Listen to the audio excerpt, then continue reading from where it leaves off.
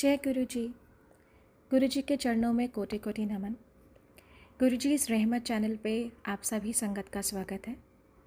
इस चैनल के माध्यम से हम सभी संगत के सत्संग को साझा करते हैं। जिस रूप में सत्संग भेज जाते हैं उसी रूप में कोशिश रहती है कि सत्संग आप सभी संगत तक पहुँचाए जाएँ। आप सभी संगत जो भी सत्संग को साझा करना चाहते हैं वो डिस्क्रिप्शन में मेंशन व्हाट्सएप नंबर पे ऑडियो या लिखित रूप से भेज सकते हैं या जीमेल आईडी पे भी भेज सकते हैं। और एक बात मैं संगत जी आप सभी से कहना चाहती हूँ कि सत्संग को अंत तक सुनिएगा, क्योंकि सत्संग हमारी दवाई है। हमें नहीं पता गुरु महाराज किस तरीके से, कौन से सत्संग के माध्यम से कौन कौन से मैसेज हमें देना चाहते हैं या कौन सा हमारा कष्ट काटना चाहते हैं। तो सत्संग को चाहे वो कितना ही बड़ा क्यों ना हो, कोशिश कीजिए कि उसको पूरा सुनिए, क्योंकि वो सत्संग में ही हमारी ब्लेसिंग्स है। तो प्लीज़ कृपया करके सत्संग को बीच में अधूरा नहीं छोड़ें, अंत तक सुनिए और कोशिश कीजिए कि सत्संग को बाकी संगत तक भी हम साझा कर सकें, हम शेयर कर सकें, क्योंकि गुरु महाराज हमेशा से यही कहते हैं कि सत्संग सुनाने वाले का भी भला, सुनने वाले का भी भला, और शेयर तो बिल्कुल करना ही चाहिए, क्योंकि पता नहीं सत्संग के माध्यम से कौन सी संगत का कल्याण हो सके। जय गुरु जी, शुक्राना गुरु जी। ठीक। मैं आपको ये बताती हूँ कि गुरुजी से मेरी मुलाकात कैसे हुई। और गुरुजी ने मतलब गुरुजी रब है, गुरुजी ही सब है। ये गुरुजी ने जो मैं कभी समझ नहीं पा रही थी, सोच नहीं पा रही थी, वो सब गुरुजी ने अपना दिखाया कि हर युग में भगवान आते हैं, कभी राम बन के, कभी कृष्ण बन के। इस युग में भी हमें राम गुरुजी मिले और सब मिले। वो गुरुजी से कैसे जुड़ी ये सब बताती हूँ। एक दिन मुझे किसी गुप्ता अंकल रहते हैं करमी धरमी में, गुड़गांव में, वो हमारे घर आए। वो मुझे जानते नहीं थे, शायद गुरुजी का बुलावा था। कुछ ऐसा हो गया कि वो हमारे घर आए और गुरुजी का सत्संग करने लगे। मुझे ये भी नहीं पता था सत्संग क्या होता है। उन्होंने ये बोला कि गुरुजी एम्पायर स्टेट में बैठते हैं और गुरुजी को शिव रूप में आए हुए हैं और उनको माथा टेकने आप जरूर जाओ। और गुरुजी के बारे में बताने लग गए। लेकिन ना मैं थोड़ा सा चुपचाप थोड़ा सुन तो लिया, पर मुझे ये लगा कि ये भगवान कैसे एक इंसान को भगवान कैसे कह रहे हैं कि शिव भगवान एम्पायर स्टेट में आए हुए हैं और उनसे जरूर मिलो। और उन्होंने ना लॉकेट में गुरुजी का स्वरूप दिखाया, उन्होंने लॉकेट पहना हुआ था। मैं देख लिया और थोड़ा मन में यही आया कि भगवान तो सब जगह होता है, होंगे तो मिल जाएंगे, अगर सही होगा तो भगवान हमें मिल जाएगा, भगवान को ढूंढना थोड़ी ना पड़ता है। ये कह के मैं चुप हो गई। मतलब उसके बाद हमारे यहाँ, मैं एपेक्स गुड़गांव में रहती थी, गोवर्धन पूजा थी, पुष्कंदा आंटी के यहाँ लंगर बन रहा था गोवर्धन पूजा का। तो हम लोग लंगर बना रहे थे, तो उनके घर जगह जगह गुरुजी का स्वरूप लगा हुआ था। गुरुजी का स्वरूप लगा हुआ था, तो मेरे को ध्यान आया कि ये इनके बारे में तो गुप्ता अंकल हमारे घर में आए थे, ये तो वही है जो उन्होंने लॉकेट में दिखाया था। तो हम बालकनी में लंगर बना रहे थे और मैं गुरुजी की वही सब बातें जो उन्होंने की थी वो बातें करने लगी। जब बातें कर रहे थे तो ओपन में लंगर बन रहा था और काफी तेज हवा चली और एकदम से पाइप में थोड़ी सी आग पकड़ ली। और आग पकड़ ली, हम लोग थोड़ा सा डर गए, लेकिन दुपट्टे से ऐसे से बंद किया और वो आग बंद हो गई। तो पुष्कर अंकल ने बोला, देखो आप गुरुजी की बातें कर रहे थे ना, तो भगवान आ गए और देखो कैसे इतनी बड़ी आग बंद हो गई। फिर मुझे लगा कि वाकई ये तो जैसे मैं सोच रही थी भगवान हर जगह होता है और ये तो भगवान के अलावा कोई कर ही नहीं सकता। चलो आज मैं गुरुजी को मिलने जाऊंगी। तो मैं गुरुजी को मुझे पता नहीं था कि गुरुजी के यहाँ क्या सिस्टम होता है। मैंने फिर पुष्पन्ना आंटी से बोला, आंटी आज मैं गुरुजी का मंदिर कहाँ है, किस जगह है, हम जाएंगे, तो आप भी चलोगे? तो उन्होंने बोला, आज तो हमारे घर बहुत लोग आए हैं, हम नहीं जाएंगे, तुम चले जाना। तो मैंने उनसे रास्ता वगैरह पूछा और चली गई। जब जाने लगी तो एक गाड़ी जा रही थी, तो उन्होंने बोला एक वो कपिल आंटी जा रही है, उन गाड़ी के पीछे पीछे आप ले लो, आप चले जाओ। मैं एम्पायर स्टेट चली गई। तो जब मैं एम्पायर स्टेट गई, गुरुजी कैबिनेट पे शूज पैंट पहने हुए और कैबिनेट पे बैठे थे। तो और वहां मैंने तो ऐसे कभी देखा ही नहीं था मंदिर में ऐसा सिस्टम। और दो आंटियां गुरुजी के हाथ पैर दबा रही थी। मुझे बड़ा अजीब सा लगा कि ये सब क्या हो रहा है। ये आंटियां इतनी सुंदर सुंदर और गुरुजी के हाथ पैर दबा रही हैं और गुरुजी शूज पहन के बैठे हैं। तो मैं गुरुजी को बार बार देखती जा रही थी, ये सब क्या हो रहा है। तो मतलब सबको ये सिस्टम, मुझे उस टाइम तो शब्द चल रहे थे पर मेरा शब्द में कोई ध्यान नहीं था, सबको आते जाते बार बार यही देख रही थी, ये भगवान कैसे हो सकते हैं, बस वही क्वेश्चन आ रहे थे, भगवान हो रहे हैं तो ये सब न्यूज में तो मैं देखती हूँ कि एक दिन मैंने 2-3 दिन पहले ही मैंने न्यूज में देखी थी, एक बाबा कभी ऊपर छुपता है कभी नीचे बेसमेंट में छुपता है और ऐसे ऐसे गलत काम होते हैं, ये तो ओपन में ही किसी से हाथ पैर दबा रहे हैं, ये सब क्या कर रहे हैं। तो मेरा मन किया कि इनसे जाके मैं पूछती हूँ और ये लोग क्यों चुपचाप बैठे ये सब देख रहे हैं। तो इतने में गुरुजी कैबिनेट से उठ गए जब हम पूछने जाने लगे थे और गुरुजी रूम में चले गए और चोला चेंज करके अपने सीट पे आकर बैठ गए, आसन पे आकर बैठ गए। जब वहां बैठे तो फिर बूटा सिंह आ गया, वो गुरुजी के पैर दबाने लगा। जब गुरुजी के वो पैर दबाने लगा तो मुझे लगा यहाँ तो बड़े बड़े नेता भी आते हैं, ये सब क्या हो रहा है, ये भगवान कैसे हो सकता है। और सब ये चुपचाप आंखें बंद करके चुपचाप ये देख के और कैसे रहे हैं। तो कोई समझ ही नहीं आ रहा था। फिर मैंने सोचा कि चलो हम गुरुजी के पास जाके पूछ ही लेते हैं कि अगर आप भगवान हो तो इतना पाप धरती पे क्यों हो रहा है, ये सब क्यों हो रहा है। तो मैंने 2-4 लोगों से बोला कि आप चलोगे पूछने, तो सबने मुझे चुप करा दिया, मुझे नहीं पता था कि वहां बोलना अलाउड नहीं होता। तो सबने ऐसे बोला चुप हो जाओ चुप हो जाओ। तो कपिल आंटी भी वहां पर थी जिनकी गाड़ी के पीछे मैंने गाड़ी ली थी, उनसे बोला, मैंने कहा आंटी आप चलोगे पूछने, तो उन्होंने भी बोला चुप हो जाओ, इशारा किया ऐसे। फिर मैं खुद ही गुरुजी के पास चलेगी, गुरुजी अपनी सीट पे विराजमान थे। तो मैंने कहा गुरुजी आप कौन हो, आप अगर भगवान हो तो इतने पाप दुनिया में क्यों हो रहे हैं। ऐसे मेरे बड़े सारे मन में क्वेश्चन थे एक जैसे भगवान से पूछने की, भगवान कैसे हो सकते हैं। पर गुरुजी ने किसी बात का मुझे जवाब नहीं दिया और हाथ से इशारा किया जाओ जाओ। तो मैंने कई क्वेश्चन किए गुरुजी से भी, अगर इतना सब है तो इतनी खेती खत्म हो रही है हमारे देश में, ये सब क्या हो रहा है।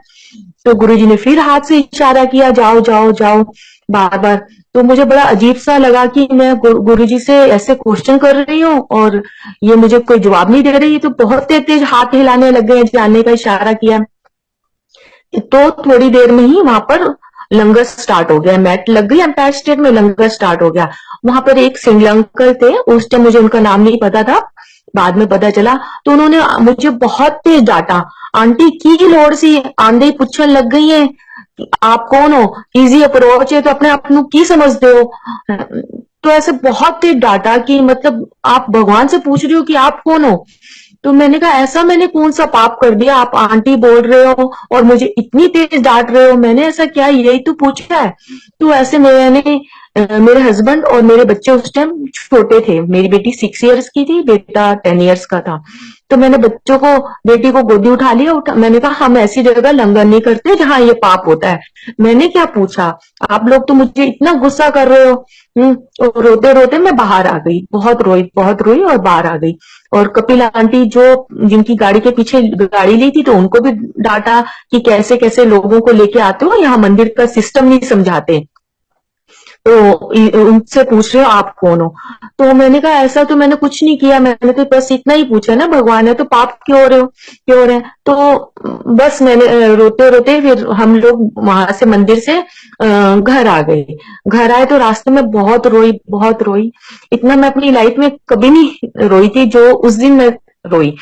मैंने अपने हस्बैंड से बोला कि मैंने क्या गलत किया है और किसी ने मेरा साथ नहीं दिया। मैंने तो यही बोला, अगर इतने देश में पाप हो रहे हैं, आप भगवान कैसे हो सकते हो। तो मेरे हस्बैंड ने बोला ठीक है ना, आज के बाद हम नहीं आएंगे, हमारे पास इतना टाइम नहीं है, छोटे छोटे बच्चों को रात को लेके आ जाओ और इनका ये सब कुछ देखो, ये सब क्या हो रहा है। तो ठीक है, हमें जवाब मिल गया, जिनको आने आने दो, तुमने थोड़ी ना सबका वो लिया हुआ है, तुम मत आना, हम नहीं आएंगे। तो ये बोलते बोलते मैं रोते हुए चल जा रही थी, ये सब बातें याद कर रही थी, कितनी तेज उस अंकल ने मतलब डाटा। और ऐसे से बस पूरे रास्ते एम्पायर स्टेट से लेके गुड़गांव तक पूरे रास्ते रोते रोते घर पहुंच गई। तो मेरे हस्बैंड बार बार समझाते रहे कि चुप हो जाओ, आज के बाद नहीं आएंगे।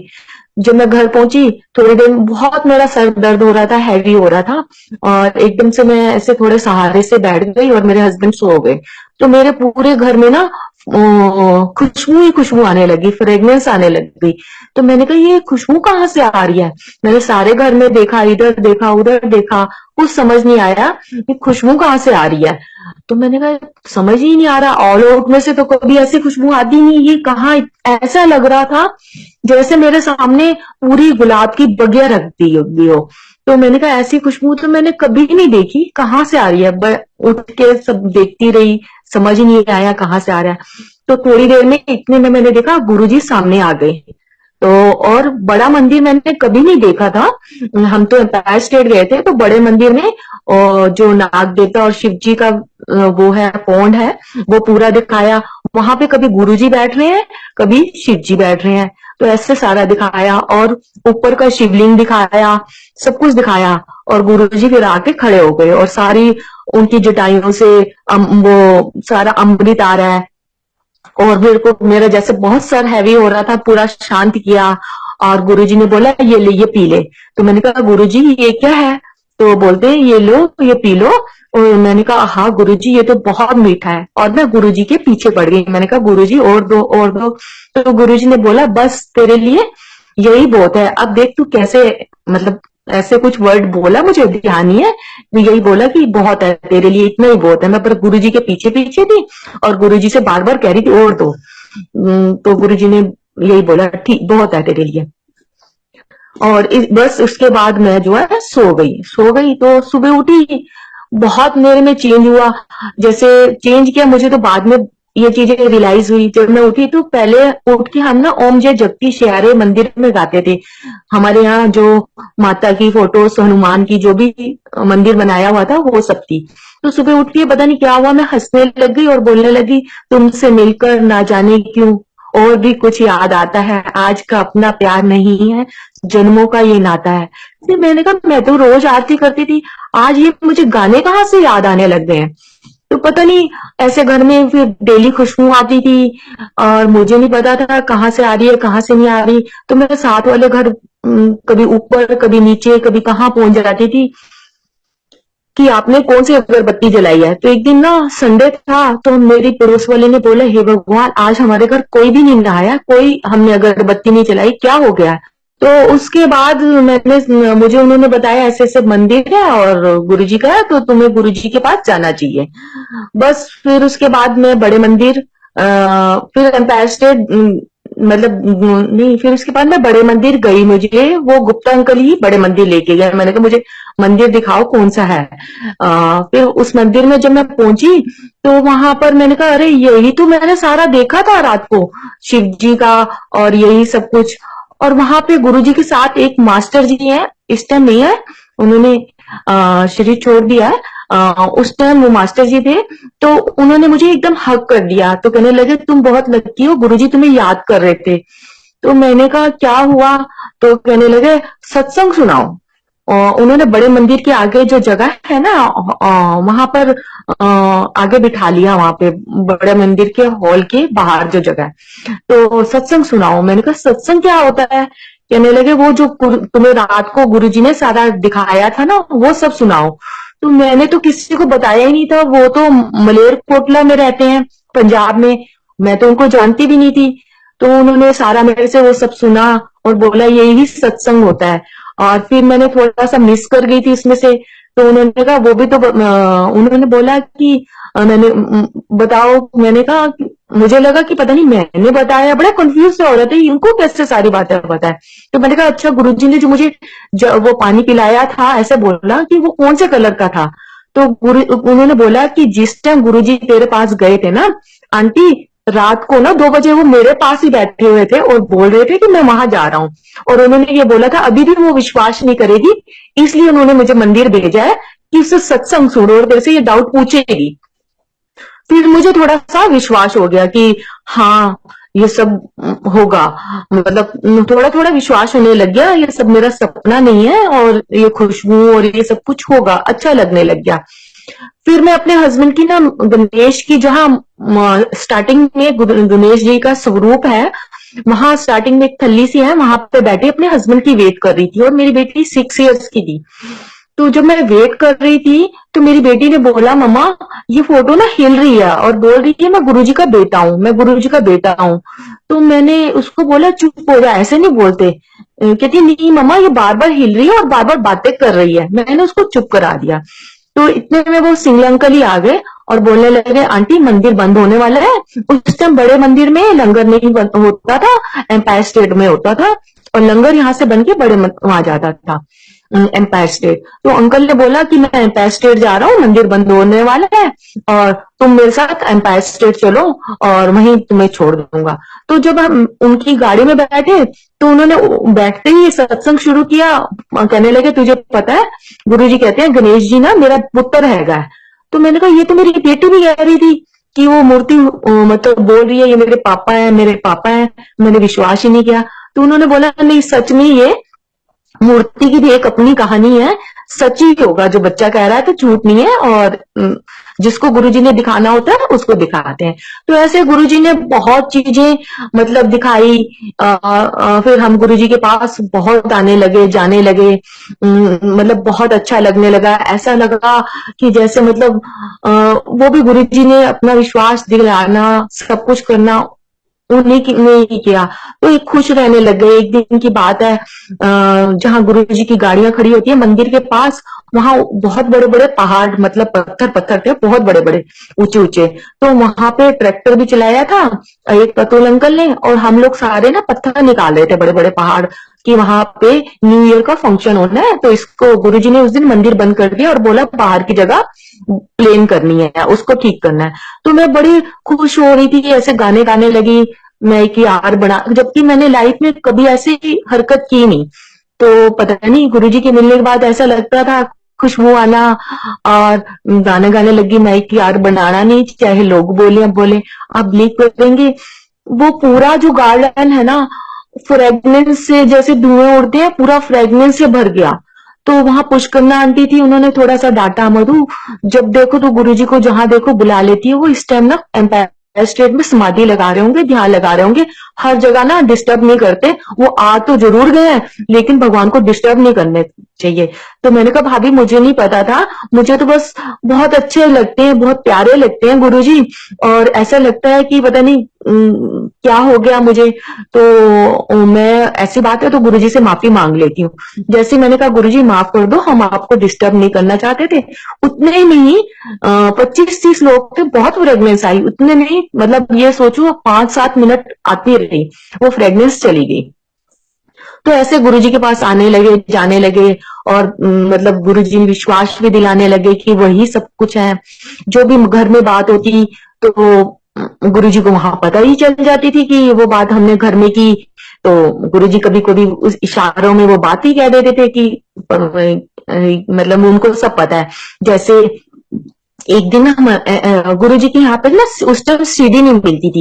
एक दिन मैं मेरे हस्बैंड और 2-3 संगत के लोग गाड़ी में जा रहे थे, और यही लग रहा था कि गुरुजी के यहाँ बड़े अच्छे अच्छे शब्द मिलते हैं। तो मेरे हस्बैंड और 1-2 संगत और थी, तो उन्होंने बोला कि हम ना शीशगंज गुरुद्वारे या बंगला साहब गुरुद्वारे जाके ना उस सीढ़ी मिलती है ना, सीडी ले आएंगे मंदिर गुरुजी की, और हम घर में ये सुना करेंगे गुरुजी की। तो यहाँ सीडी मिलती नहीं है। तो मैंने ऐसे गाड़ी में बोला, मैंने कहा मैं तो कहीं नहीं जाऊंगी, क्योंकि गुरुजी ने एक दिन बोला था मतलब कहीं नहीं जाना, सब कुछ ही यहीं पे है। मैंने कहा जो कुछ देंगे मुझे गुरुजी देंगे, हम कहीं नहीं जाते। हमने सब भगवानों को माथा टेक लिया कि ऐसे मुझे गुरु मिले हैं, अब इसके आगे मुझे कहीं नहीं जाना। तो वो कहने लगे अब सीढ़ी लेने भी नहीं जाएगी किसी बंगला साहब शीशगंज गुरुद्वारे। मैंने कहा मैं किसी के बारे में वो नहीं बोलती, बट ठीक है। मैं वैष्णो देवी बहुत जाती थी, उनको भी प्रणाम कर दिया। चारों तीर्थ धाम आपके चरणों में, हे गुरुदेव प्रणाम आपके चरणों में। अब जो कुछ वो करोगे, गुरुजी ही अपने सब कुछ दिखा सकते हैं। एक गुरु ही सब भगवानों से मिलवा सकता है। मैं अभी तक किसी भगवान से नहीं मिली। तो जैसे हमारे पापा हमें सुनाते थे गुरु के बारे में, अब मुझे लगा कि मुझे सच्चे ही गुरु मिल गए। तो ऐसे ऐसे कहने लगे। तो मेरे हस्बैंड वगैरह ने बोला तू तो बुढ़ी हो जाएगी, तब जाके गुरुजी की सीढ़ी मिलेगी, सीढ़ी तो मिलनी नहीं है। मैंने कहा आप लोग चले जाना, मैं नहीं जाऊंगी, आपको मना नहीं है, गुरुजी ही देंगे। अब बिलीव करो जब हम एम्पायर स्टेट में गए, माथा टेका, जब चलने लगे और गुरुजी ने वो सिंगला अंकल को बोला सीडी दे के आओ। वो बाहर जैसे चप्पल पहनने लगे वो भाग के आए। फर्स्ट टाइम ही ऐसा हुआ, कभी सीडी नहीं मिली थी, तो हमें वो सीडी मिली। वो भजन थे उसमें, सतगुरु मैं तेरी पतंग, बाबा मैं तेरी पतंग। तो गुरुजी ने मतलब जो हम गाड़ी में बात कर रहे थे, तो गुरुजी को सब पता था कि हम क्या बात कर रहे हैं और ऐसे ऐसे ये किया। तो ऐसे गुरुजी से हमारा प्यार जमता रहा। कैसे घर के काम होते थे, हम कैसे गुरुजी के पास छोटे छोटे बच्चों के बाद भी पहुंच जाते थे, दिन कट जाता था, पता ही नहीं चला गुरुजी के साथ ऐसे से। तो ऐसे रेगुलर आने लगे। तो एक दिन की बात है, हम मेरी एक फ्रेंड है, वो भी गुरुजी के पास ही आती है, संध्या। तो वो भजन आ रहा था, वो भजन सुन रही थी। एक दिन शिव भोले भंडारी बन के ब्रिज की नारी गोकुल में आ गए। तो उसने बोला मधु ये गुरुजी पे शूट करता है। तो मैंने कहा हम ना गुरु, और वो ना ऐसे उसके ऊपर कथा भी है कि कृष्ण भगवान जो है उस दिन होली वाले दिन शिव का रूप बना के गोकुल में आते हैं। तो मैंने कहा हम होली वाले दिन ना गुरुजी को ना ये गाना सुनाएंगे, एक दिन शिव भोले भंडारी। तो गुरुजी तो हमारे शिव भी हैं। तो ये बात हम जब कर रहे थे, उसके साथ वॉक कर रहे थे, तो बात अक्टूबर में की थी। तो फिर मैंने सबको बोला मुझे इस गाने की तैयारी करा दो, हम गुरुजी को सुनाएंगे। तो संगत के दो लोगों ने मुझे बोला वहां तो बड़े बड़े सिंगर आते हैं, गुरुजी तुमसे क्या गाना सुनेंगे। और तुम्हारा हम मुझे भी फिर थोड़ा सा लगा, बट ये लगा कि मैंने कहा भगवान क्या सिंगर को ही वो करते हैं क्या? हम लोगों का तो बहुत भाव है कि हम गुरुजी को ये गाना सुनाएंगे तो भगवान नहीं सुनेंगे। तो बस उसके बाद मैंने वो तैयारी नहीं की, और मुझे किसी ने गाना सिखाया भी नहीं। होली का दिन आ गया। होली का दिन आया, हम लोग अपनी सोसाइटी में नीचे होली खेलने जा रहे थे। होली खेलने जा रहे थे, इतने में बड़े मंदिर से मेरे पास फोन आया कि आंटी बड़े मंदिर में होली खेलने, गुरुजी ने बोला होली खेलने बड़े मंदिर में आ जाओ। मैंने सारी गुड़गांव की जितनी संगत को हो सकता था फोन किया कि बड़े मंदिर में होली खेली जा रही है। बट वो गुरुजी कलर से नहीं होली खेलते थे, मतलब होली का मतलब यही था कि आके माथा टेको, गुजिया प्रसाद लो और मंदिर साफ करो, अच्छा करो। उस टाइप से नहीं कि मंदिर को गंदा करना है, इस टाइप से होली के लिए बोला था। तो हमने कहा हम सब वहां मंदिर पहुंच गए। जब मंदिर पहुंचे तो वो गाना मैं शिव के आगे वो गाने लगी, एक दिन शिव भोले भंडारी। मुझे याद आ गया कि ये गुरुजी को हमने सुनाना था और होली वाले दिन गुरुजी ने बुला लिया। तो इतने में पुष्कन्ना आंटी आ गई और लोग भी आ गए, सिंगला अंकल भी आ गए। तो वो मंदिर में गाना सुनाया। वहां पे उस टाइम गुरुजी नहीं थे, तो सिंगला अंकल ने बोला शाम को बड़े मंदिर में आओ, एम्पायर स्टेट में आके गुरुजी वहां पे बैठते हैं, गुरुजी को ये गाना सुनाना। फिर चाप वहां तो मेडिटेशन वाले दिन कोई बोल नहीं सकता, लेकिन होली का दिन था, हम लोगों को बड़ी मस्ती आई हुई थी। हमने कहा गुरुजी हर बारी तो आपका रूल चलते हैं, बहुत अच्छे रूल है, बट आज होली वाले दिन हम चुप नहीं बैठेंगे। तो इतने में सिंगला अंकल ने बोला, हम 5-6 आंटियां थी, चलो आंटी गुरुजी को वो गाना सुनाओ। तो हमने वो गाना सुनाया गुरुजी को। 6-7 आंटियां थी, एक दिन शिव भोले भंडारी बन के ब्रिज की नारी गोकुल में आ गए। तो गुरुजी ने एक लाइन ही सुनी, क्योंकि उसके आगे हमें आता ही नहीं था, और थोड़ा सा हमने डांस किया। तो गुरुजी बहुत हंसे और एकदम पिंक पिंक हो गए। और गुरुजी ने बोला आंटी ऐश करो, आंटी ऐश करो। हम सब देखने लगे किसको बोल रहे हैं। तो गुरुजी ने बोला सारी आंटियां ऐश करो। और हम लोगों एकदम पिंक हो गए, बड़े सुंदर हो गए, स्माइल किया। हम लोग भागते भागते फटाफट घर आ गए और खुश हो गए कि गुरुजी को हमने ये बात अक्टूबर में बोली थी। और गुरुजी देखो भाव के सिंगर तो होते हैं, बहुत बड़ी अच्छी बात है, लेकिन भाव भी भगवान मानता है। और गुरुजी ने वो आज के दिन हमें बुला के वो गाना सुन ही लिया। तो ऐसे गुरुजी को सब बातें कल भी सब पता था, आज भी सब पता है। गुरुजी से कभी कोई बात छुपी नहीं है, ये गुरुजी ने मतलब आज भी फील करवाया। और उसके बाद ऐसे ऐसे चलता रहा। अब गुरुजी का ये बताती हूँ, कुछ टाइम बाद गुरुजी ने जैसे समाधि ले ली 2007 में। 7 में जब समाधि ली तो विश्वास नहीं हो रहा था हमें कि ये सब क्या हो गया। हम लोग, मैं बहुत टूट गई, बहुत रोई। और उससे पहले क्या हुआ, 2 दिन ही मेरे घर में ना किसी के यहाँ से मैं सीडी लेके आई थी, सीडी आ गई थी, मैं रोई, सारा जग रोया जदों मेरे गुरु अमर होए। तो मैं वो सीडी सुन रही थी, तो मैंने कहा ये सीडी पहले तो मुझे अच्छी लग रही थी, फिर मैंने कहा ये क्या आ रहा है कि मैं रोई सारा जग रोया जदों मेरे गुरु अमर हुए, ये तो अच्छी नहीं है। मैंने सीडी उठाई और उसको तोड़ के उस टाइम ना सीडी ऐसे रोलिंग वाली होती थी, उसको उसकी रील निकाली और तोड़ के फेंक दी। तो मैंने कहा नहीं नहीं ये क्यों सुन रही हूँ। तो 2 दिन बाद गुरुजी की ये न्यूज मिल गई, तो हम वाकई में बड़े मंदिर में आके बहुत रोए बहुत रहे कि ये सब कैसे हुआ, संभले नहीं जा रहे थे। हम तो इनको वैष्णो देवी वगैरह सब कुछ छोड़ दिया, गुरु को ही रब मान बैठे थे, ये तो गुरु भगवान नहीं निकले। तो थोड़ा सा मन में क्वेश्चन आने लग गए, ये सब क्या हो गया, भगवान तो कभी जाता ही नहीं है, ये क्या हुआ। तो ऐसे में रोती रहती मेरी मम्मी भी घर आ गई, मैं समझ नहीं रही थी।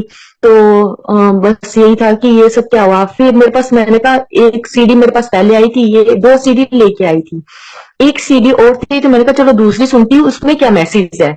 तो वो जब मैंने चलाई तो दूसरी सीडी में ये थी, जो मेरा नानक सबको तारने वाला है वो कैसे डूब सकता है, वो जरूर आएगा, वो जरूर आएगा।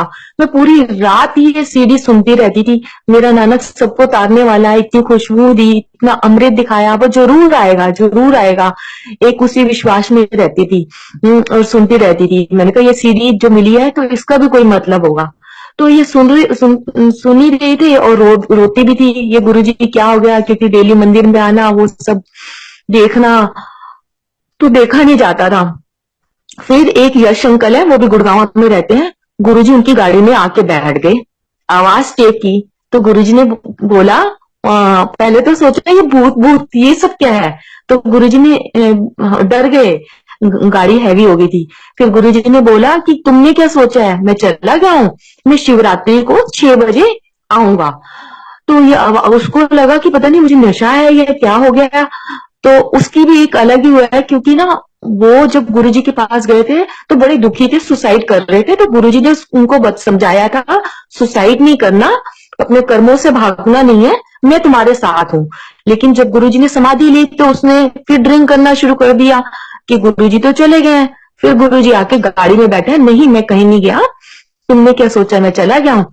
तो हमने फिर जो है इतना रो रहे थे, हमने फिर उनके घर में 6-7 आंटियां, पुष्पन अंकल भी, सबको बुलाया, आवाज सबने सुनी, समोसे खाए, जलेबियां खाई बड़े खुश हुए कि गुरुजी तो वाकई रब है, गुरुजी कहीं नहीं गए। तो ऐसे समाधि लेने के बाद फिर मतलब गुरुजी ने हमें खुद ही संभालना शुरू कर दिया, और फिर वही लगन से रेगुलर बुलाना, बड़े मंदिर छोटे मंदिर सब जगह वैसे बुलाना, भागना। और कैसे पता नहीं गुरुजी ने आशीर्वाद दिया कि घर भी सारा काम होता था और गुरुजी के पास भी पहुंच जाते थे। और एक दिन फिर वो बड़े मंदिर में 2008 की बात है, होली का दिन था। हमने बड़े मंदिर में ऐसा तो प्रॉपर कभी लंगर बनाया नहीं था, थोड़ा बहुत ऐसे चले जाते थे। तो मुझे याद आ रहा, हम दिन में गए तो 5-6 आंटियां, सदा मासूम ठाकुर थी, यश था, 5-6 लोग थे हम लोग। तो हमने कहा मंदिर तो बड़ा सुनसान पड़ा हुआ है, एक बार हमने पिछली बारी होली कितनी अच्छी मनाई थी, तो अब भी होली मनाते हैं, क्योंकि गुरुजी ने बोला था एक दिन बैसाखी पे, बैसाखी के बाद तो गुरुजी ने वो यानी कल तू नहीं आई सी बड़े मंदिर, तो आया करो, आंदे रहना। तो मैंने कहा गुरुजी हमेशा यही कहते थे बड़े मंदिर आंदे रहना, कल तू नहीं आई सी, ये बात बोली थी। तो हमने कहा आज होली वाले दिन कोई भी नहीं है पूरे मंदिर में, कोई नहीं था, कोई पुरानी संगत जैसे बहुत पहले की थी कोई नहीं, कुछ नहीं। किचन ऐसे पड़ी थी खाली, मंदिर ऐसे खाली पड़ा, देख के बड़ी उदासी आ रही थी। तो हमने कहा चलो हम भी करते हैं। तो हम लोगों ने मिलके ना ऐसे ही, हमें ये भी नहीं पता था, बड़ा तवा होता था ना, उल्टा कौन सा सीधा कौन सा है, तो ऐसे बैठ के ना थोड़ा सा हमने लंगर बनाना शुरू कर दिया, थोड़ी खीर बनाई और लंगर बनाया। और उसके बाद जैसे मैसेज भी इधर उधर 2-4 संगतों को देना शुरू कर दिया कि बड़े मंदिर में आ जाओ, गुरु जी ने एक बार पहले भी बोला था होली वहीं मनाओ, तो आ जाओ सब लंगर करो। तो देखते देखते शाम को इतनी संगत आ गई, पहले उस टाइम इतनी मंदिर में आती नहीं थी, तो बहुत संगत आ गई। और हम लोगों ने, मैं थी, सदा थी और 5-6 लोग थे, थोड़ा लंगर बनाया हुआ था कि 60-70 या मतलब बहुत 60-70 तो नहीं, 150 के आसपास लोगों के बनाया हुआ था ऐसे लंगर। तो खीर भी थोड़ी 10 किलो के आसपास बनाई थी।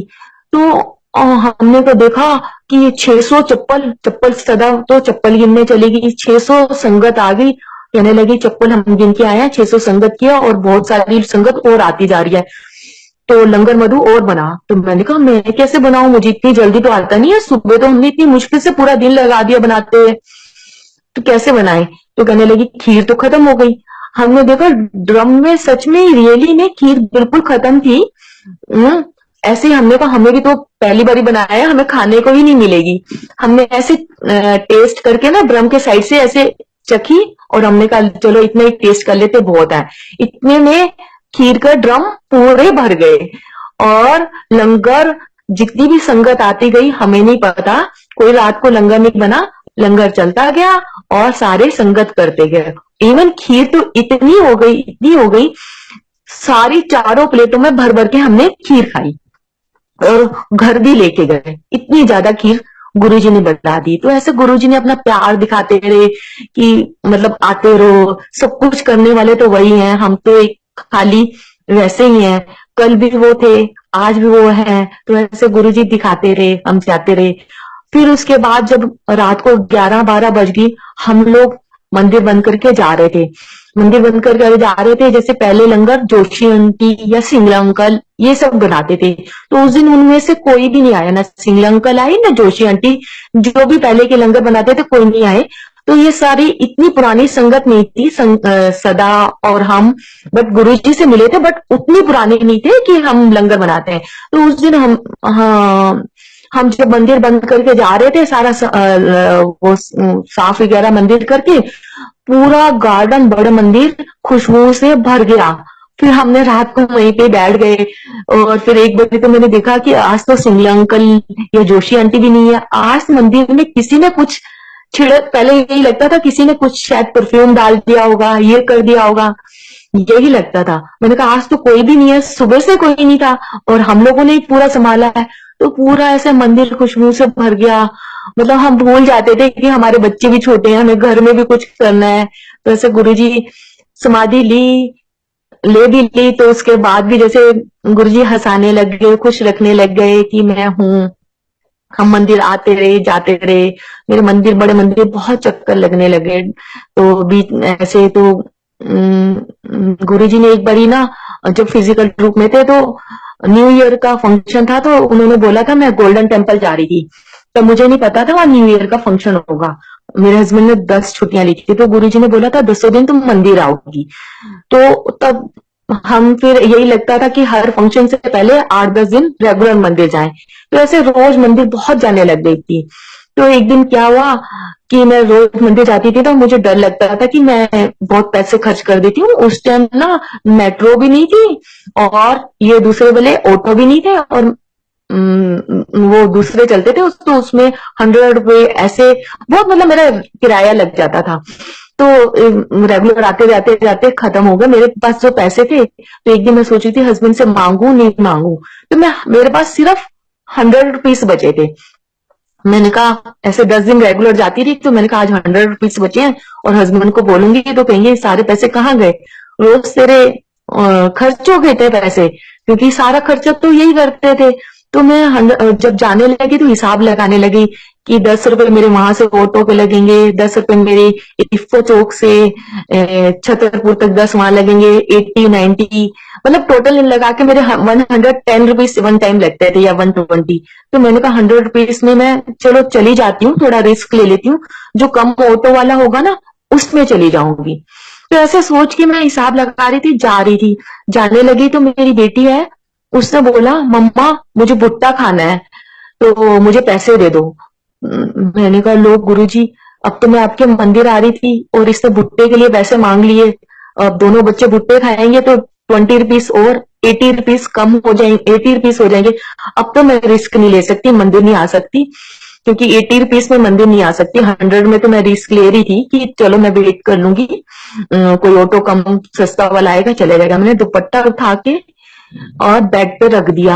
आप बिलीव करेंगे, जब मेरी बेटी भुट्टा लेने गई, एपेक्स सोसाइटी के बाहर ही भुट्टे वाला खड़ा हुआ था बिल्कुल साथ में ही, तो एक आदमी रेड कलर की गाड़ी में आया और गाड़ी खोली और बोला इन बच्चों से पैसे मत लेना, और पैसे देके चला गया। और मेरी बेटी भाग भाग के आई, मम्मा ये लो अपने पैसे। और मैंने कहा ये भुट्टा कहाँ से लिया? कहती है मुझे नहीं पता, एक आदमी आया था गाड़ी में और ऐसे ऐसे वो पैसे दे के चला गया। और फिर मैं वहां भाग के मंदिर गई। तो मतलब गुरुजी ने इतना मतलब कैसे हमें लगता है कि हम जा रहे हैं, हम कर रहे हैं, हम कुछ भी नहीं है। अगर गुरुजी एक दिन, तो मैं पहले बीच बीच में कभी कभी कहती थी मैं नहीं आऊंगी मंदिर, मैं नहीं आऊंगी, तो मुझे नरेंद्र दंड अंकल कहते थे अगर गुरुजी की मर्जी है आंटी तो हर रोज मंदिर आएगी, और जिस दिन गुरुजी की मंदिर में मर्जी नहीं होगी ना तो मंदिर के बाहर पैर भी नहीं रख पाएगी। मैंने कहा ऐसा थोड़ी ना होता है। और वाकई ही आज जो है मैं मंदिर नहीं आ पा रही, तो ये गुरुजी की मर्जी है, कब कैसे उन्होंने वो करना है वो उनको ही पता। मेरी मर्जी तो कुछ नहीं है, ये तो सिर्फ कुछ भी नहीं है। गुरुजी ने ये दिखा दिया कि मैं कुछ भी नहीं हूं, एक खाक थी। उन्होंने अपना दर्शन देके इतना बड़ा, मतलब सोच नहीं सकती कि भगवान ने दर्शन देके हमें, मेरी तो लाइफ ही बदल दी। लाइफ में सुख दुख तो सब चलता रहेगा, लेकिन सच में संगत जी अगर ऐसे भगवान मिले हैं ना, तो होता है सबके साथ, लाइफ में होता है। अब राम के साथ भी हुआ, सब भगवान, हम लोग अपने कर्म कटवाने आए हैं और गुरुजी से प्यार करते हुए, गुरुजी से कोई शिकायत ना करते हुए, शिकायत होती है तो भी थोड़ा हम यही कहेंगे गुरुजी हम सबको पेशेंस दो, हम आपसे प्यार करें और आपके साथ सारे कर्म कटवा लें। आप कल भी थे और आज भी हैं और कल भी रहेंगे। ये चीज गुरुजी ने बहुत दिखाई, बहुत कुछ किया। आ,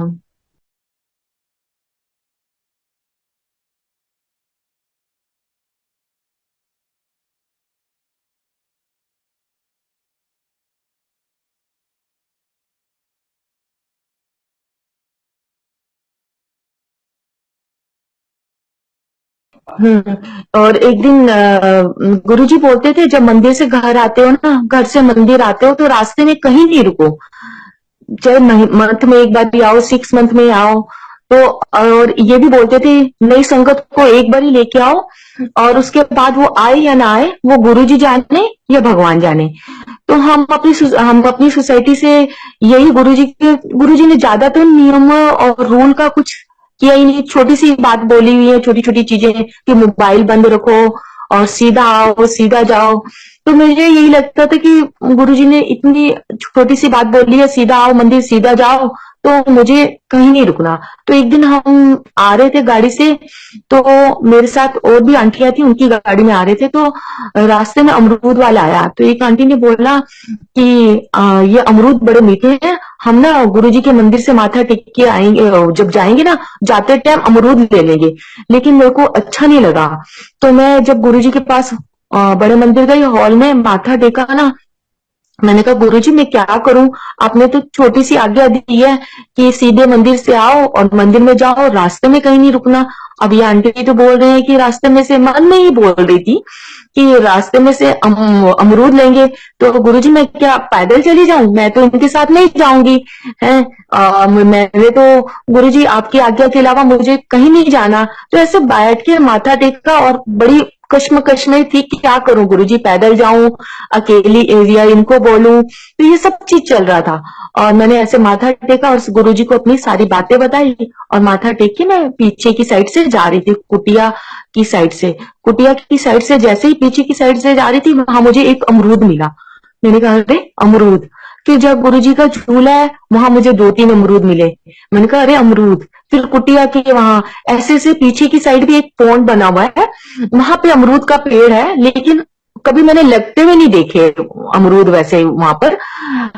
फिर मैंने वहां देखा, वहां पहले सारे मतलब पहले कुटिया के बाहर एक, फिर झूले के बाद 4-5, फिर पीछे की पॉन्ड के बाद 10-12, फिर पीछे की साइड जो गार्डन है पूरा पूरा अमरूदों से भरा हुआ। मेरे सब आंटियां जो 5-6 थी मेरे साथ आई थी, सबको बुलाया। मैंने कहा आंटी आंटी इतने सारे अमरूद, तो सबने झोलियां भर ली। फिर वहां पर एक विशाल सेवादार था, मैंने उसको बोला किचन में से पॉलिथीन लेके आ, हमारे पास तो इतने सारे अमरूद हो गए। तो सबने पॉलिथीन भर भर के वो ली। मंडे का दिन था, हम मतलब घर भी लेके आए और सबको मंदिर में बांटी भी। तो गुरुजी ने ये दिखाया कि मतलब अगर तुम मेरी आज्ञा के आगे नहीं जा रहे तो मैं सब कुछ यहाँ पे तुम्हें दे सकता हूँ। तो बड़ी खुशी हुई कि मतलब गुरु जी ने कैसे ये सब कुछ वो दिखाया। और और गुरुजी ने जैसे एक बारी मेरे को बोला था, जो गुरुजी की बात याद आ रही है, एक बारी मुझे बोला था एम्पायर स्टेट में गेट नंबर 2 पे बैठ, 2 पे बैठ। तो मुझे तो पता ही नहीं गुरुजी ने कौन सा गेट नंबर 2 पे बैठ बोला। मैं तो वहां गोपाल सेठी अंकल खड़े थे, उनसे पूछा एम्पायर स्टेट की बात है, तो बाहर गार्ड के वहां गई, इधर गई, तो समझ नहीं आया गुरुजी ने कौन सा बोला गेट नंबर 2 पे बैठ। और एक दिन और मैंने जो गुरुजी के मुंह से शब्द सुनी, आवाज सुनी मीठी जो भी है। एक दिन और कोई आया था, गुरुजी उसको बोल रहे थे तेरी वाइफ को कैंसर कैंसर है। तो उसको पसीने छूट गया, फर्स्ट टाइम वो आया था और उसने किसी को नहीं बताया। और गुरुजी लोटा लेके आया हुआ था, तो गुरुजी ने उसको बोला लोटा ब्लेस करने की कोई जरूरत नहीं, अपनी वाइफ को बोलो चोरी चुगली चालाकी चापलूसी च वाले वर्ड छोड़ छट दे। तो ऐसे गुरुजी ने बोला, तो गुरुजी को सब बातें पता होती थी। एक बारी और क्या हुआ था, मेरा बेटा डीपीएस स्कूल में पढ़ता है, वहां पे एक बच्चे का ना बहुत गंदा एक्सीडेंट हो गया था, बहुत गंदा हो गया था। तो स्कूल वालों ने अनाउंस, उसके फादर नहीं थे, आर्मी में थे, स्कूल वालों ने अनाउंस किया कि इसकी जो हो सकता है इसके फादर नहीं है, और इसकी जो हो सकता है हेल्प करो, इनका बहुत खर्चा आ रहा है पैसे, काफी 70 lakhs के आसपास, और इनकी मदर की कंडीशन नहीं है इतने पैसे खर्च करने की। तो मेरे बेटे ने वो जब उस बच्चे को देखा, उसकी क्लास का ही था, और सारा खून खून देखा, तो वो घर आके सोया नहीं, बहुत रोया, मम्मा मम्मा उसकी हेल्प करो। शांतनु नाम था, गुड़गांव में सुशांत लोक में रहता है। तो कहने लगा कि मम्मा मम्मा उसके पापा भी नहीं है, उनकी हेल्प करो, और उनका इतना इतना खर्चा आ रहा है, और कुछ कैसे भी उनको ठीक करो। बहुत रोया, रात को सोया नहीं। तो मैंने कहा देखो हमारे पास तो एक है, हम कितना दे पाएंगे, 5,000 10,000, हमारे पास तो एक ही सहारा है, हम गुरुजी के पास ले जाएंगे। तो ऐसे में वो कर रही थी, बट वो कह रहा था नहीं मम्मा उसको जल्दी से ठीक करो। तो मैं जब गुरुजी के पास पहुंची, तो मन में यही चल रहा था, सैटरडे का दिन था, मन में यही चल रहा था कि गुरुजी मैं उसको ठीक करने के लिए कैसे करूं, बच्चा मेरा बहुत रो रहा है कि उसको ठीक करो, उसको ठीक करना है। तो गुरुजी ने इतने में बोला कल मंडे नो ओनू बड़े मंदिर लेके आई। तो मैंने कहा अरे गुरुजी तो ये मेरे को बोल रहे हैं कि ऐसा लगा कि मंडे नो ओनू बड़े मंदिर लेके आए। तो मैंने मन में ही बोला गुरुजी आप तो मंडे को मंदिर में आते ही नहीं बड़े। तो गुरुजी ने इतने तेज बोला मैं आवांगा। फिर मैंने कहा अरे ये तो मेरा ही जवाब आ रहा है। फिर मैंने मन में बोला गुरुजी आप तो आओगे, बट वो लेडी उसके हस्बैंड भी नहीं है और बच्चे की ये कंडीशन है, वो कैसे आएगी। तो गुरुजी ने बोला वो भी आएगी। मैं वो हो गई, मैंने कहा ये तो सारे हो गई। फिर मुझे यही विश्वास हो गया, जो भी मैं बात कर रही थी तो गुरुजी ये कह रहे थे मंडे नु बड़े मंदिर लेके आई, मेरी बड़ी ब्लेसिंग है, उन्होंने ही लेके आई। तो मेरे को ये अब पक्का कंफर्म हो गया कि गुरुजी जो है मुझे ही मेरे आंसरों का जवाब दे रहे हैं, और बड़ी तेज बोल रहे हैं। मैं मन में बोल रही हूँ, तेज बोल रहे हैं। मैं उनके घर, मुझे उनका घर नहीं पता था, पर मैं स्कूल से नंबर वंबर लेके उनके घर पहुंच गई संडे को। मैंने कहा ऐसे ऐसे हमारे गुरु ना आपको ब्लेस करेंगे, और आप ना मंडे को मंदिर, शाम को 4 बजे मंदिर चलेंगे, आप भी आ जाना, हम आपको ले जाएंगे, हमारे गुरु जी आएंगे। वो भी तैयार हो गई, जैसे गुरुजी ने बोला वो भी आएगी, तैयार हो गई। मैं तो बड़ी आराम से पकोड़े वगैरह बनाए और ऐसे ही लेके चली गई, चली गई। और एक और आंटी संगत की थी, मैंने उसको बोला, मैंने कहा मैंने सुना था गुरुजी ने मंडे को कभी मंदिर आते ही नहीं थे, मैं फंक्शन पे आते थे। तो मैंने कहा गुरुजी कह रहे थे मैं मंदिर आऊंगा, तो चल मैं आ रही हूँ।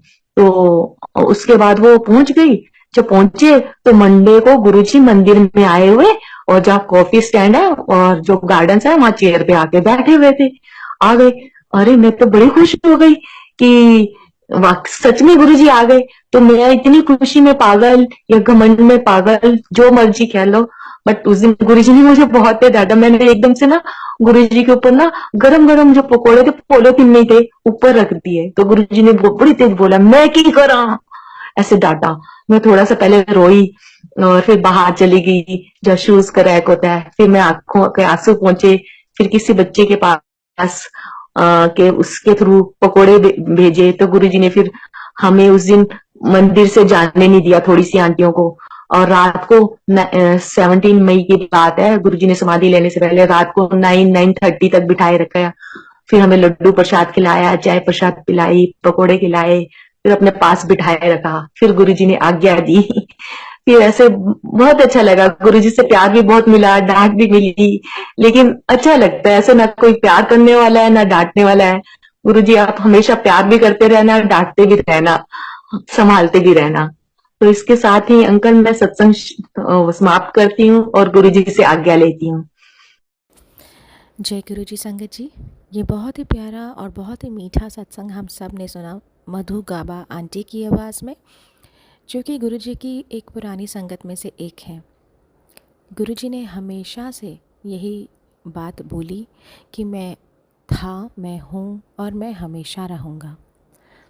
यही एक कारण है कि आज भी गुरु जी की संगत गुरु जी पे अटूट विश्वास करती है, क्योंकि गुरु जी गद्दी पे विद्यमान है और गुरु जी कहीं नहीं गए। और इसका प्रमाण खुद हम सब ने देखा है अपनी अपनी ज़िंदगी में, अपनी जर्नी में गुरु जी के साथ। और कैसे आंटी ने बहुत अच्छी बात भी ये बताई कि कभी भी आप अगर गुरु महाराज से मिलने जाते हैं, चाहे सत्संग में, चाहे आप बड़े मंदिर में दर्शन करने जाते हैं, तो संगत जी कृपया करके डायरेक्ट अपने घर जाइए। क्योंकि गुरुजी हमेशा से यही कहते हैं कि तुम पार्टी पिकनिक मनाने नहीं आते हो, या मैंने ऐसे कोई ढाबा नहीं खोलिया है। एक बार एक आंटी थी गुरुजी की संगत की, जब गुरुजी चोलई में थे, फिज़िकल फॉर्म में थे, तो एक आंटी ने अपने घर खाना नहीं बनाया और उन्होंने आंटी ने अपने अंकल को बोला कि आज ना मेरा खाना बनाने का दिल नहीं कर रहा, तो आज मंदिर चलते हैं और गुरुजी से मिल लेंगे और वहीं खाना खा लेंगे। जब वो आंटी मंदिर पहुंची, अंकल ने बहुत गुरुजी ने बहुत ज़ोर से उनको डांट लगाई और गुरुजी ने कहा, मैनू की समझिया है, मैं इत्थे कोई ढाबा खोलिया है तुहाडे लिए, मैं कि इत्थे तुहाडे लिए लंगर बनाया है, दफ़ा हो जाओ इत्थों। ए कोई ढाबा है तो कोई होटल नहीं हैगा, जे तुसी अपने घरों लंगर नहीं बना सकते तो इत्थे मैनू मिलन नहीं आ रहे हो, तुसी तो लंगर खाने, तुसी डिनर करने आ रहे हो, दफ़ा हो जाओ इत्थों। तो गुरुजी को बहुत गुस्सा आया और ये कहीं ना कहीं बात सही भी है, क्योंकि अक्सर मैं नहीं जानती आप संगत में या हम संगत में क्या भावनाएं हैं गुरुजी को लेकर। और गुरुजी तभी तो कहते थे कि कोई मुझसे असल चीज़ तो मांगता ही नहीं है। हम अक्सर किसी ना किसी प्रारब्ध से बड़े मंदिर जाते हैं, अपने स्वार्थ के लिए मंदिर जाते हैं कि अच्छा हमारा ये काम नहीं बन रहा, चलो, जैसे गुरुजी कहते ही हैं कि मैं ट्राइड एंड टेस्टेड गुरु नहीं हाँ, कि अगर काम नहीं बन रहा, जहाँ आप जाते रहते हैं उस जगह से काम नहीं बन रहा, तो चलिए यहाँ भी लेटेस्ट ट्राई। तो गुरुजी यही कहते थे कि मैं लेटेस्ट ट्राई गुरु नहीं हाँ, मैं प्रैक्टिकल हाँ, मैं सब कुछ प्रैक्टिकल करके दिखांदा हाँ। तो कभी भी गुरुजी से मिलने जाएं तो सिर्फ़ उनको मिलने जाइए, उनका हाल पूछने जाइए कि गुरुजी बहुत दिन हो गए आपको देखे हुए, आज आपसे मिलने का दिल कर रहा है। कभी भी ये सोच के मत जाइए कि मेरा काम नहीं बन रहा तो चलो मैं 40 दिन यहाँ हो आऊँ, मैं 11 मंडे कर लूँ। प्लीज़ संगत जी इन अंधविश्वासों से बाहर आइए। ये बहुत बार देखा गया है कि संगत को गुमराह किया जा रहा है। किसी का काम नहीं बन रहा तो चलो तुम 11 सोमवार कर लो, तुम इतने वीरवार चले जाओ। ऐसा मत करिए, किसी लोभ लालच में आकर मंदिर मत आइए। मंदिर आइए, श्रद्धा लेकर आइए, अपनी श्रद्धा सबूरी गुरु महाराज के चरणों में अर्पण कीजिए, यही सोचकर कि गुरुजी आज हम आपसे मिलने आए हैं, आज हम आपसे ही सिर्फ मिलने आए हैं। ये मत सोचिए कि आज तो मुझे लंगर खाने का मन कर रहा है, गुरुजी आज लंगर में जलेबी खिला दो, गुरुजी आज ये खिला दो। ठीक है, वो आपकी भावनाएं हैं, मैं कद्र करती हूँ उस चीज़ की, लेकिन उस लंगर की महिमा समझिए। वो लंगर खुद देवतागण अपने हाथों से बनाते हैं, और ये हमारा सौभाग्य है कि हमें ऐसा प्रसाद नसीब हो रहा है, ऐसा अमृत नसीब हो रहा है संगत जी। तो उस लंगर की महिमा को समझिए, उस लंगर को प्रसाद समझ के ग्रहण कीजिए। आपकी दवाई है। मैं हर बार यही कहती हूँ कि लंगर हमारी दवाई है। पता नहीं कौन से रोग विरोग हमारे गुरु महाराज ठीक करते हैं वो अमृत चखा कर। तो जब भी आप सत्संग में जाइए, या बड़े मंदिर आएँ, या एम्पायर एस्टेट, या गुरु महाराज के किसी भी स्थान में आप जाएं, चाहे जलंधर हो, लुधियाना मंदिर, आगरा मंदिर, आप कहीं भी गुरु महाराज के दर्शन के लिए जाएं, डायरेक्ट अपने घर जाएं। क्योंकि जो वाइब्रेशंस, जो पॉजिटिविटी गुरु महाराज हमें बख्शते हैं, वो सीधा आप अपने घर लेके जाइए, ताकि आपका घर पवित्र हो, आपके घर के बाकी सदस्यों को वो पॉजिटिविटी मिले, वो ऑरा मिले। तो मंदिर कभी भी सैर सपाटा के लिए नहीं आइए, ये मेरी आप सभी से हाथ जोड़ की विनती है। गुरु महाराज एक और चीज़ बोलते हैं कि कभी भी अगर आप लंगर बनाते हैं सत्संग में, और अक्सर हम सोच में पड़ जाते हैं कि पता नहीं कितनी संगत आएगी, मैंने लंगर तो इतनी संगत का बनाया है, लेकिन वो जो मालिक है ना, वो सब जानते हैं। सत्संग भी उन्हीं की आज्ञा, उन्हीं की मर्ज़ी से होता है, कितनी संगत आएगी, लंगर में क्या बनेगा, गुरु महाराज ने कैसा चोला ग्रहण करना है, वो सब उनकी ही कृपा है, उनकी ही मर्ज़ी से होता है। तो लंगर की टेंशन मत लीजिए कि लंगर कैसे होगा, संगत इतनी आ गई, क्योंकि वो उनका खुला भंडारा है, जिनको उन्होंने वो ग्रहण कराना है। आपकी बरकत, आपके भंडारे अपने आप भर जाते हैं। तो ये है हमारे गुरु जी की महिमा। इसी के साथ मैं अपनी वाणी को यहीं विराम देती हूँ संगत जी। आशा करती हूँ कि आज का सत्संग आप सभी संगत को अच्छा लगा होगा। अगर अच्छा लगे तो कृपया करके सत्संग को लाइक कीजिए, शेयर कीजिए, कमेंट कीजिए ज़्यादा से ज़्यादा, ताकि बाकी संगत तक भी ये सत्संग पहुँचे और उनका भी कल्याण हो। और चैनल को प्लीज़ सब्सक्राइब कीजिए, ताकि जब भी नया सत्संग आए आप उसको सुन सकें। तो इसी के साथ ही जय गुरु जी, शुक्राना गुरु जी, अनंतम अनंतम शुक्राना।